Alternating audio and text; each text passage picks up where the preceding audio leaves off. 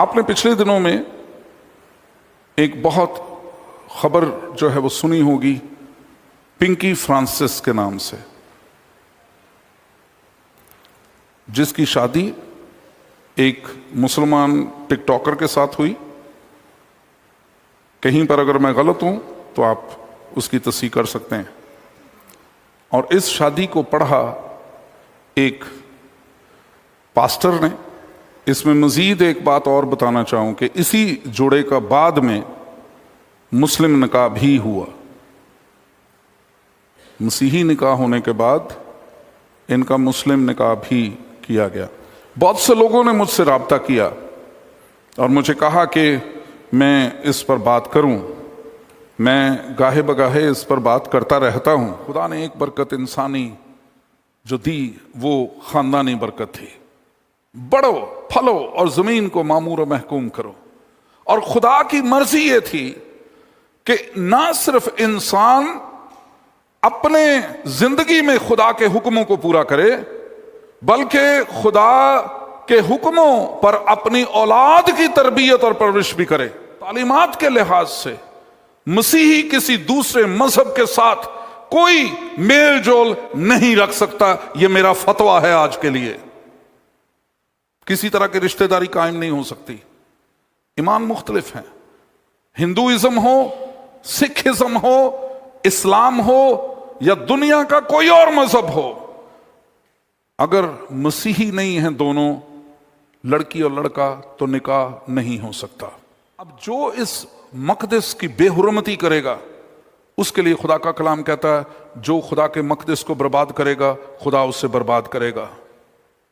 آپ ان تمام لوگوں کی ہسٹری نکال کر دیکھ لیجئے جنہوں نے مسیح کا انکار کیا ہے، سکون زندگی میں انہیں کبھی جو ہے وہ نہیں ملا۔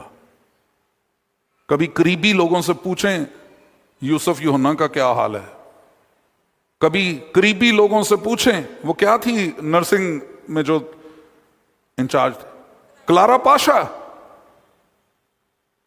اس کو مسیحی کے ساتھ کوئی ملا ہی نہیں مسیحی، لیکن بعد ازاں وہ کہتی تھی کہ کوئی میری طرح نہ کرے۔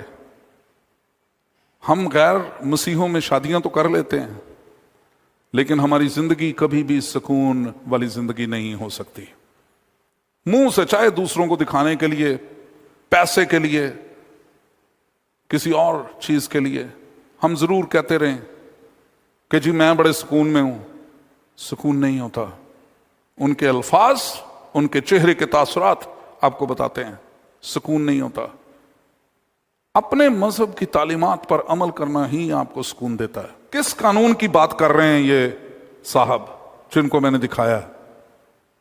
کہتے ہیں جی پاکستان کا قانون کہہ رہا ہے اس لیے ہم نے بات مانی ہے۔ جب لا آف دا لینڈ خدا کے کلام کے خلاف چلتا ہے تو خدا کے خادموں کا یہ شیوا بن جاتا ہے، خدا کے خادموں کی یہ ڈیوٹی بن جاتی ہے کہ وہ اس کو پروٹیکٹ کریں، بیکاز ہم پلپٹ کے محافظ ہیں اور پلپٹ کے خلاف اٹھنے والی ہر آواز کو دبانا ہمارا فرض ہے۔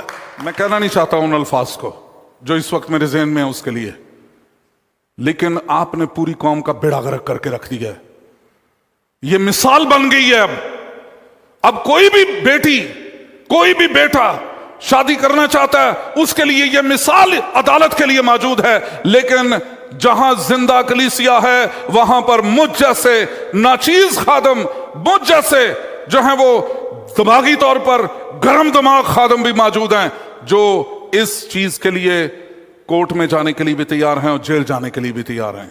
اور میں اپنے بیٹے اور بیٹیوں کو جو مسیحی ہیں یہ تعلیم دینا چاہتا ہوں۔ تعلیم تھوڑی ہونے سے کوئی فرق نہیں پڑتا میرے بچوں۔